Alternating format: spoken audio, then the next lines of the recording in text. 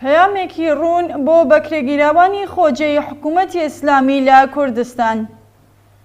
لە ماوەی ئەم ساڵانەی دوایدا ڕژیمی کۆماری ئیسلامی بە شێوەی جۆراوجۆر ژمارەیەک لە کەسانی خۆجەی بە شێوەی بەسیج و پاسدار خسوەتە خزمەت خۆیەوە یان وەک سیخۆڕ لە دەستگا ئەمنیەتیەکاندا جێکردوونەتەوە و بۆ سەرکوتی خەڵکی کوردستان بەکاری هێناون.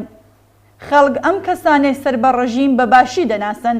ئەوان بە شێوەی ئاسایی لە نێو خەڵکدا دەژین و چاویان لە نێو چاوی خەڵکدایە کە لەم ڕۆژانەدا بۆ دەستەبەرکردنی مافە سەرەتاییە پێشێلکراوەکانی گەلیێران هاتوونەتە مەیدان.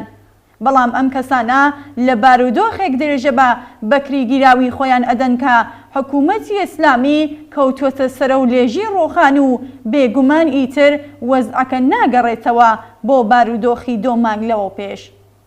بە ملیۆن کەس لە خەڵکی ناڕازی و بێزار لە کۆماری ئیسلامی خوازیاری گۆڕانی ڕژیمی سیاسی و ڕووخانی حکوومەتی ئیسلامین.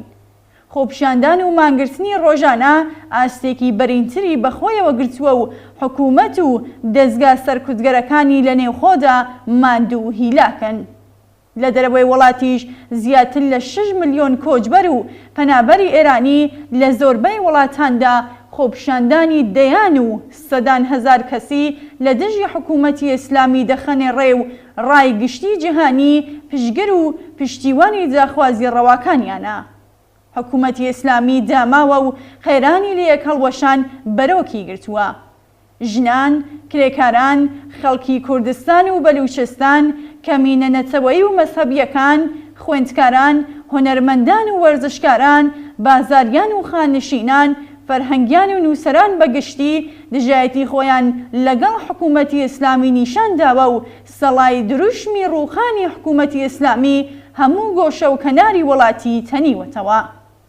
ڕژیم ئاگاهانە هەوڵ ئەدات بە کرێگیراوانی خۆجەیی زیاتر لە پێش و لە بەرامبەر خەڵکدا ڕابگرێت و ڕێگەی گەڕانەوەیان بۆ نێو خەڵکی شەریف و ئازادی خوازی کوردستانیان لێ ببڕێت.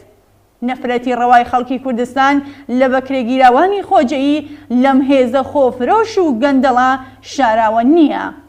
کۆمەڵا داوا لە بەکرێگیراوانی خۆجەیی دەکات هەرچی زووە و بەبێ ماتڵبوون ڕیزی خۆیان لە ڕیزە هێزە داگیرکەرەکانی حکوومەت لە کوردستان جیا بکەنەوە.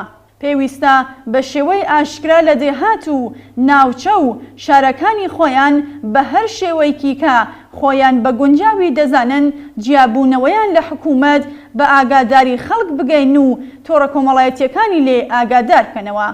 جیابوونەوە لە ڕیزەکانی هێزی داگیرکەر لە پلەی یەکەمدا بە قازانجی خودی بەکرێگیراوانی خۆجەیی و بنەماڵەکانیانە.